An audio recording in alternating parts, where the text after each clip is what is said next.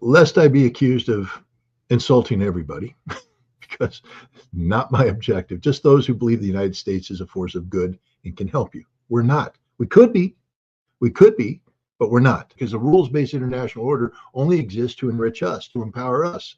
We don't share power. We don't share wealth. We strip it from you and we bring it to us. That's it.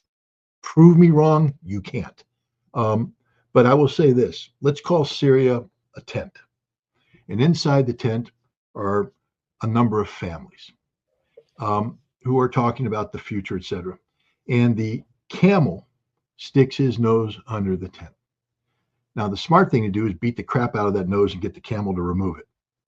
But there might be some who says, oh, the camel's cold, we need to bring him in. Now, 90% can say, nope, ain't going to happen. We don't want that to happen. They let the nose come in, the head comes in, the body comes in, the camel's in the tent, and we're screwed.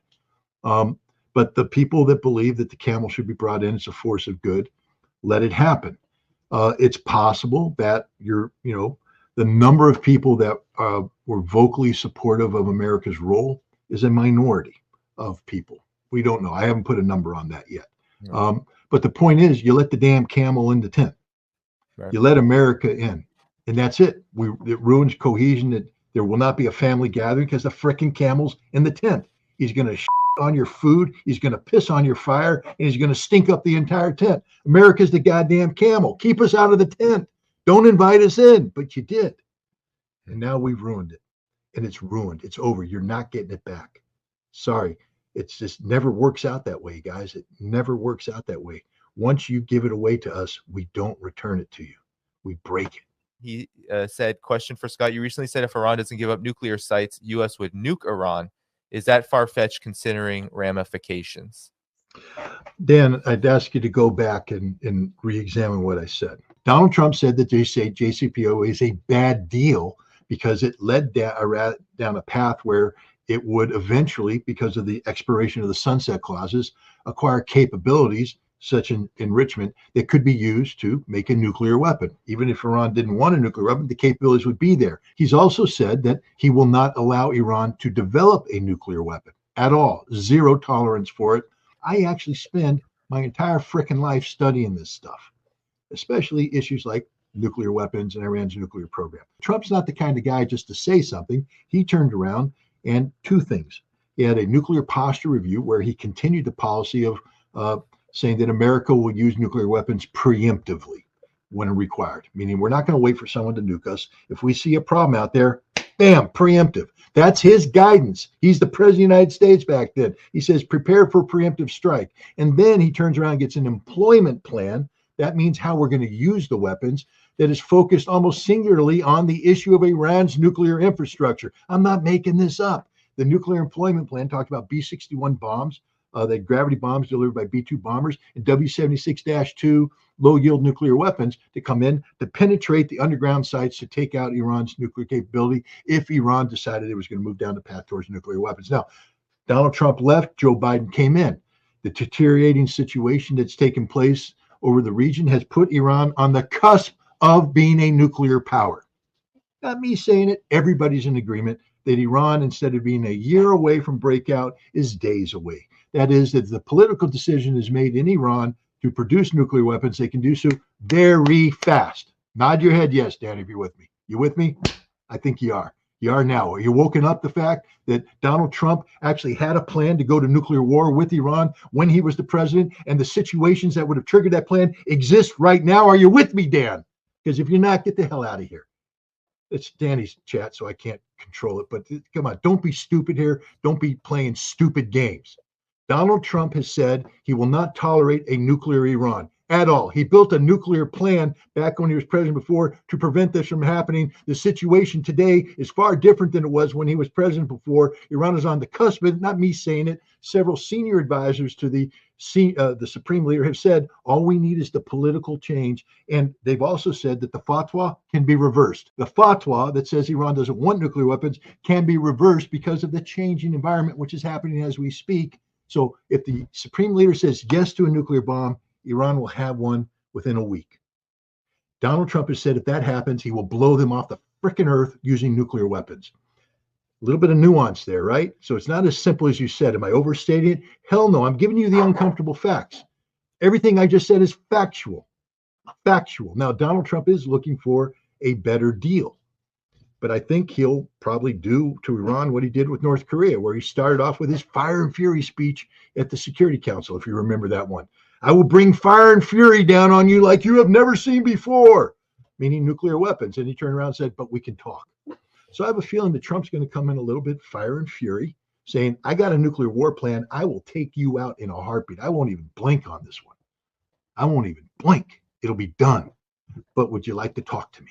Should Iran do the missile thing now to Israel or wait their fate because Iran is on the infamous list? This is more of your opinion because earlier you addressed this question on the basis of the situation that we find ourselves in. What do you think about this question? To what end? To feel good? To make us feel good? All the people that don't like Israel out there, who view Israel as a genocidal Zionist, crazy, maniacal thing, we'd feel good for a moment. We'd cheer. We'd go, oh my God, look. But the big dog is coming into the neighborhood. Okay, the United States is not going to be ruled by a senile old man anymore, and we're not going to be ruled by a cackling hyena DEI candidate who the Democrats put out there. We're going to be ruled by a crazy white guy who is willing to go to extremes to do what he wants. Iran will not defeat Israel with a single strike or multiple, and if they do, Iran will be inviting decapitation as soon as Trump becomes president. If I'm the Iranian president, I've been, if I'm the supreme leader, the principal goal over the course of the last 30 years has not been the defeat of Israel.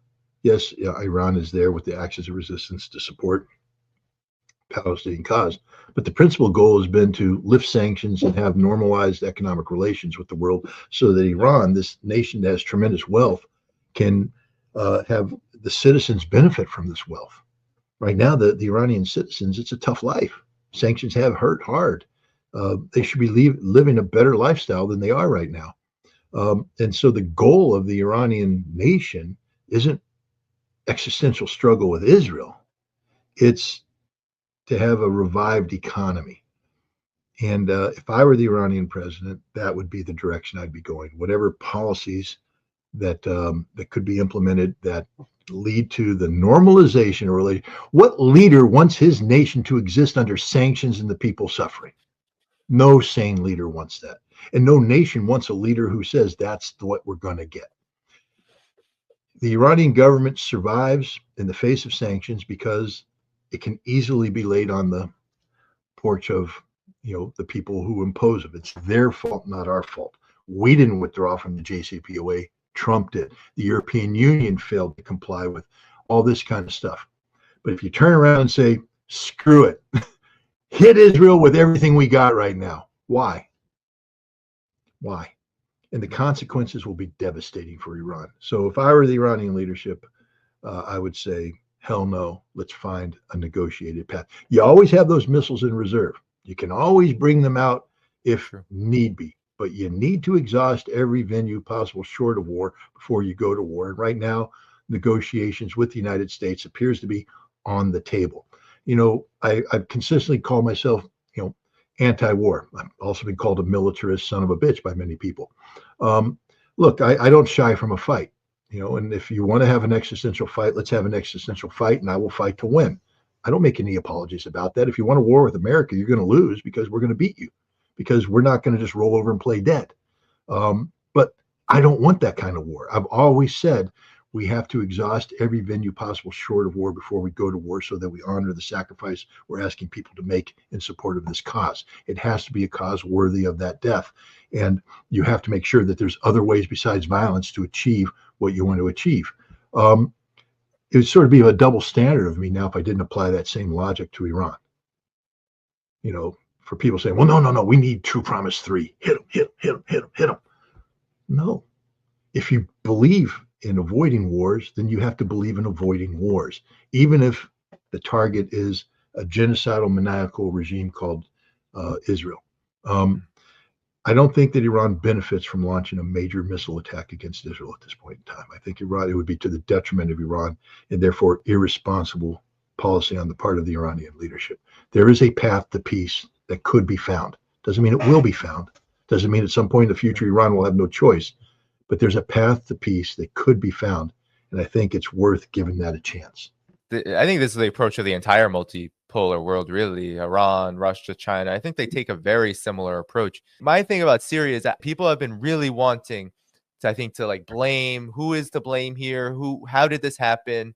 And for me, I look at, for example, Syria's decisions over the last several years, which obviously had consequences now that the government of Bashar al-Assad and the Ba'ath Party is no more. I look at them almost as like, well, what do you do under the conditions in Syria are and were so horrific? I mean, over a decade of war and then multiple years of starvation, sanctions. Few countries in the world can say they have gone through that in their entire history. I look at Bashar al-Assad, the Syrian government moving into the Arab League, all of these moves which may have had dire consequences in the final analysis. Some of these compromises, this attempt to get closer to countries like Saudi, Qatar, all of these countries that were so invested in your downfall for so long.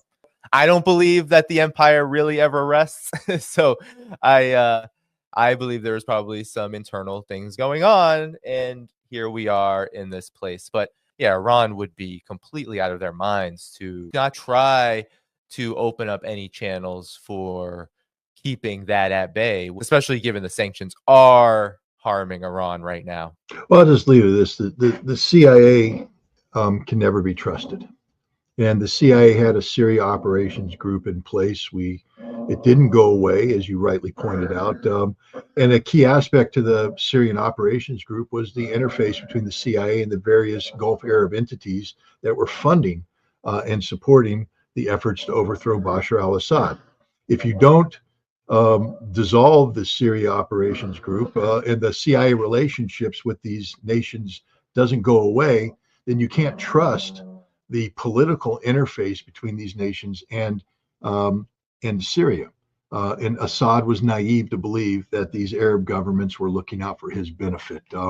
If they have a relationship with the CIA, then one of my preconditions would have been, you need to publicly renounce everything you did with the CIA, and you have to stop all these things, demonstrate that that's happened, and then I can have a talk with you. Meanwhile, until that happens, the two things that kept me alive, Russia and Iran, they're here, and we're going to rely upon them. I'm not giving up the foundation of why I'm here, able to talk to you. The only reason why you're talking to me today is because Russia and Iran helped me survive that which you were trying to do to overthrow me.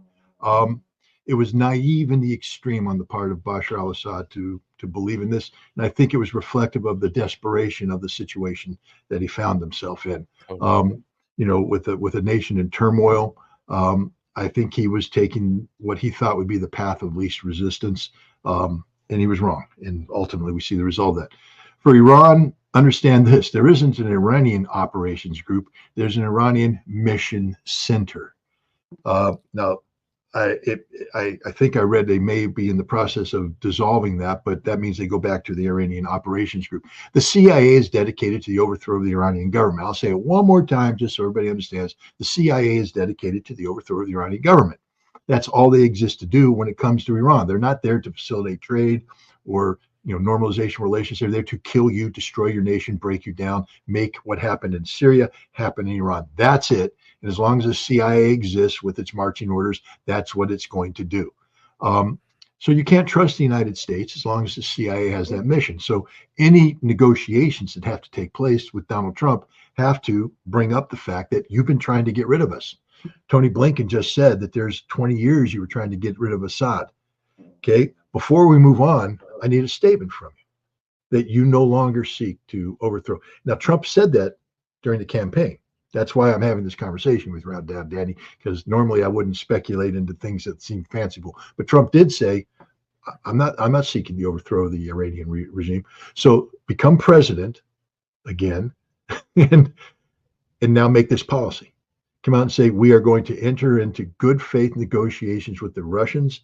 I am shutting down the CIA's Iran Mission Center. We are not seeking the overthrow of the Iranian government. Our priority from here on in is how can we work with Iran to achieve peace and stability in the region that's economically beneficial to all parties, blah, blah, blah, blah, blah. But until he addresses the issue of the CIA's mission of regime change, you can't be trusted at all. That's why the Russians, I can't imagine Putin meeting with Trump until Trump comes out and says, yeah, that whole strategic defeat thing that, that Biden was all about, that's not our policy anymore. That opens up every door. All potential happens. But the CIA is the most corrupt thing in the world today. It exists only to sow chaos and anarchy to the sole benefit of the United States and to the exclusion of everybody else. They're not a good organization. I'm not speaking about the intelligence analysts. They simply do intelligence. I'm talking about the operations, the clandestine division. It is a cancer to the world, and it must be ended now because it exists only to do one thing: overthrow your government. That's it.